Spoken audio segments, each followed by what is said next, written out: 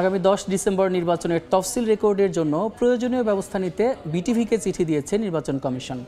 একই দিন দুপুর 12টায় রাষ্ট্রপতির সঙ্গে সাক্ষাৎ করতে বঙ্গভবনে যাবে ইসি। ভোটের তফসিল ঘোষণার সব প্রস্তুতি এরই মধ্যে সম্পন্ন করেছে নির্বাচন কমিশন। প্রধান উপদেষ্টা ডক্টর মোহাম্মদ ইউনূসের সঙ্গে সাক্ষাৎ করে তাদের প্রস্তুতি সম্পর্কে জানিয়েছে সাংবিধানিক প্রতিষ্ঠানটি। চলতি সপ্তাহে এই ত্রয়োদশ জাতীয় সংসদ নির্বাচন ও গণভোটের তফসিল ঘোষণার কথা রয়েছে।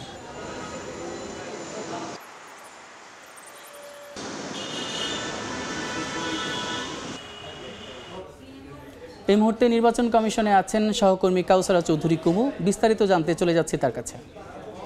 কুমু, নির্বাচন কমিশনে সকাল থেকেই চলছে নানা তৎপরতা। দেখেছি রাজনৈতিক দলগুলো এসেছে, নির্বাচন কমিশনের পক্ষ থেকে এসেছে, নানা রকম বিষয় নিয়ে তারা আলোচনা করছে এবং গতকালকে কমিশন সভা যে চলমান যে সভা ছিল সেটি মুলতবি করে আজকে সেই সভাটি অনুষ্ঠিত হবে বিকেল 4টার সময়। এদিকে আঞ্চলিক যে নির্বাচন কর্মকর্তারা রয়েছে সারা দেশে তাদের সাথে জুম মিটিং শুরু করেছে পুরো কমিশন।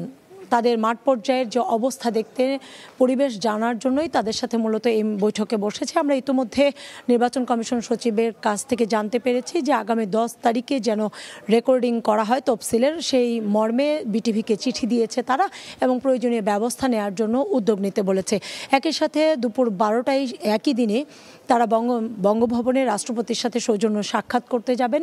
পুরো নির্বাচন কমিশন, প্রধান নির্বাচন কমিশনার এম নাসির উদ্দিনের নেতৃত্বে। আমরা প্রথা অনুযায়ী জানি যে তফসিল ঘোষণার আগে রাষ্ট্রপতির সাথে সৌজন্য সাক্ষাতে যায় কমিশন। অতীতেও এটি ঘটেছে এবং এবারেও কিন্তু সেটির ব্যত্যয় ঘটবে না। এবং আমরা এর আগে আরও একটি বিষয় দেখেছি যে যেদিন রেকর্ডিং করা হয় তফসিলের জন্য এবং সেদিনই কিন্তু সন্ধ্যার দিকে সাধারণত তফসিল ঘোষণা করে, জাতির উদ্দেশ্যে ভাষণ দেয় প্রধান নির্বাচন কমিশন। তবে এবার কি হবে এখনো পর্যন্ত সেটি নিশ্চিত নয়।